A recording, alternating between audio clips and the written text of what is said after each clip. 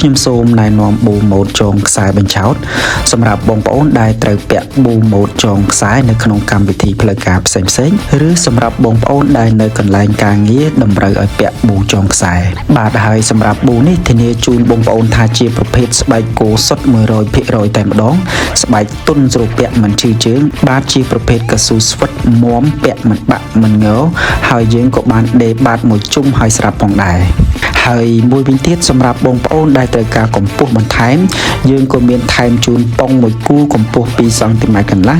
ដែលបងប្អូនអាចកពាក់ជួយលើកកម្ពស់ប្រហាក់ប្រហែល 6 សង់ទីម៉ែត្រសម្រាប់បងប្អូនដែលមានតម្រូវការប៊ូពាក់ធ្វើការប្រចាំថ្ងៃឬពាក់ចូលរួមកម្មវិធីផ្លូវការផ្សេងៗបងប្អូនអាចអញ្ជើញមកដល់ហាងផ្ទាល់ដថាម៉លមានទីតាំងនៅលើផ្លូវ271ទល់មុខនឹងផ្សារហេងលី